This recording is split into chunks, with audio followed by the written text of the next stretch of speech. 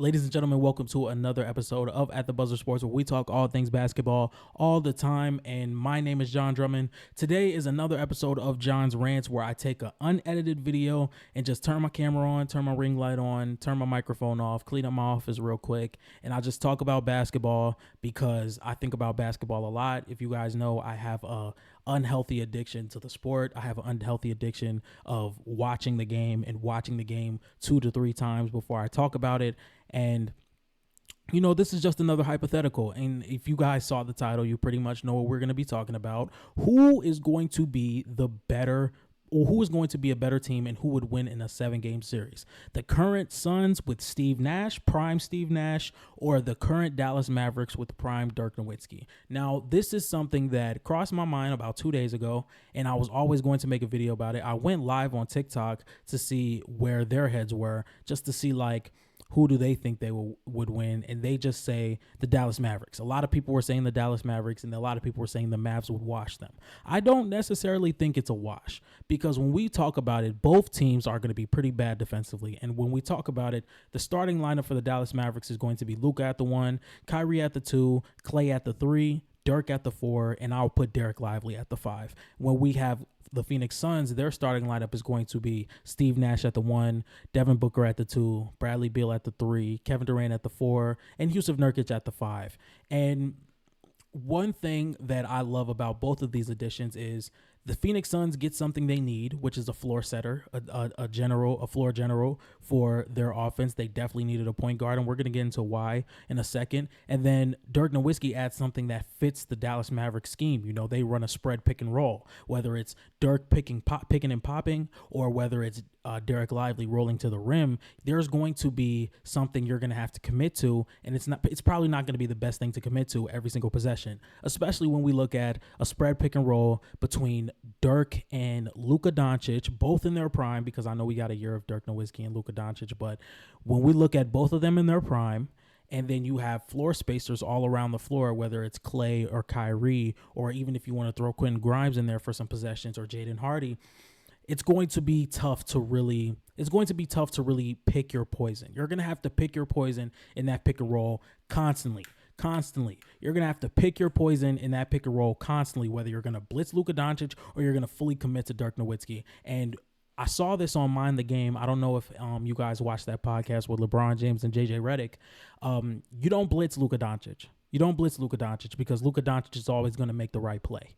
He's always going to make the right play. He's always going to hit the open man. There's nothing on the floor that he does not see. And when you did not blitz Luka Doncic, he dropped 73 points. Against the Atlanta Hawks, where they did not blitz him at all in that game, he dropped 73 points. So once again, you have to pick your poison with Luka Doncic, and now you have to pick your poison either between Dirk Nowitzki and Luka Doncic. So that makes it even tougher. On top of having a great three-point shooter in Klay Thompson, an upgrade in Derek Jones Jr., or an upgrade from Derek Jones Jr., who gives you 41% from 3 on wide open threes, 41% on pull-up threes, 39% from 3 in general on 8 attempts. Klay Thompson is such a lights-out shooter, especially spotting up and shooting, and now you can make it a motion offense. So on top of it being a pick and roll with Dirk Nowitzki and Luka Doncic, you have to worry about Klay Thompson moving off ball, whether it's baseline cutting, and whoever's so worried about the pick and roll between Dirk and Luka, now you have to worry about Klay off ball, and now you have another great isolation player in Kyrie Irving you have to worry about. This offense gets so hard to stop, to where you really have to pick your poison with 4 out of the 5 defenders, and you have to worry about Daniel Gafford rolling downhill and getting a lob. You know, that's just things you have to worry about. Your brain is going to be so perplexed. You're going to have a headache. You're going to have a headache at the end of that game. You're going to have a headache at the end of that game.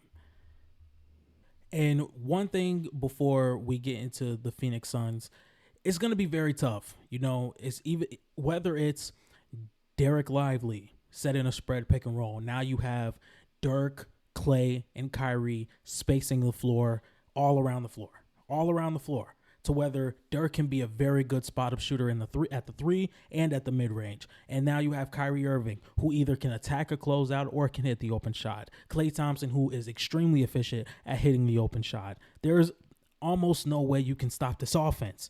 And when we talk about the Phoenix Suns, there was a glaring need for this Phoenix Suns team, and that was that was above average point guard play, or just average point guard play, with the amount of scorers they have on that team and the amount of perimeter talent they have on that team.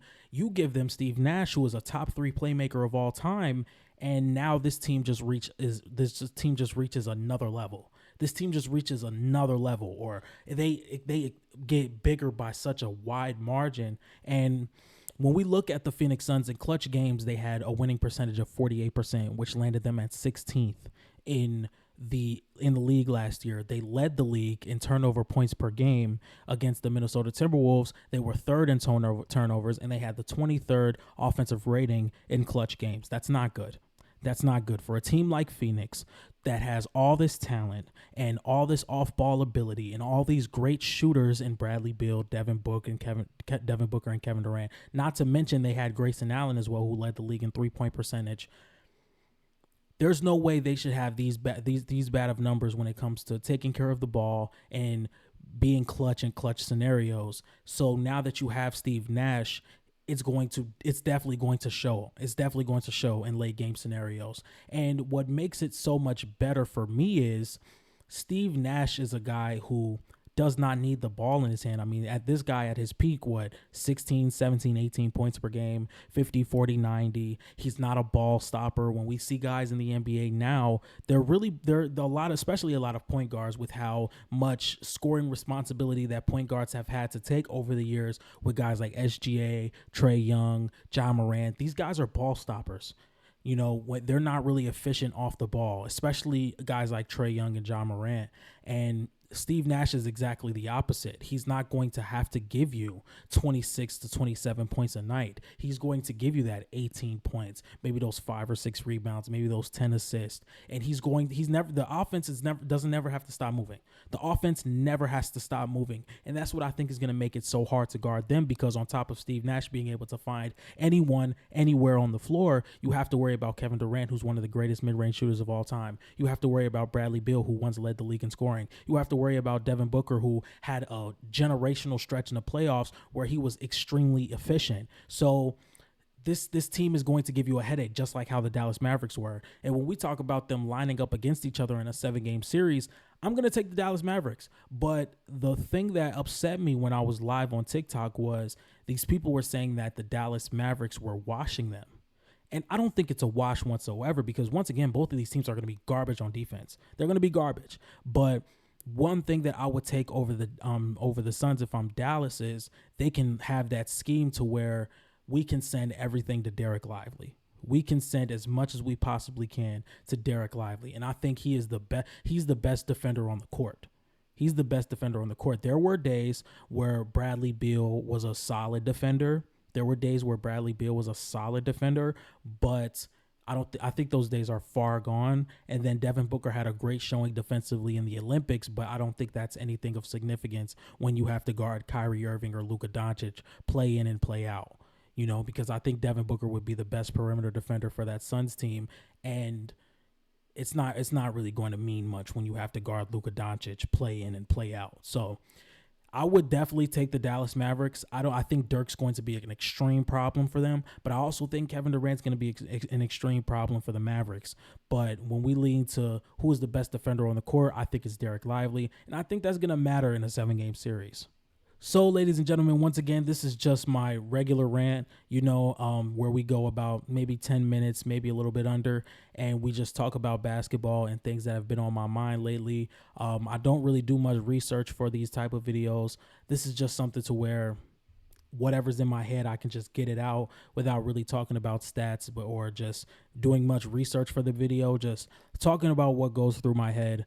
And, just trying to figure out a way to get out the most content I can and get good content as well. Something that'll make people's minds flow a little bit, or something that can make people think, or something that can start a conversation, just something that whatever I think of, maybe I'll just turn the camera on and talk about it, because why not? It's the off season. We could talk about whatever we want, So if you guys like these type of videos, man, make sure you like, comment, and subscribe. If you made it to this video, comment.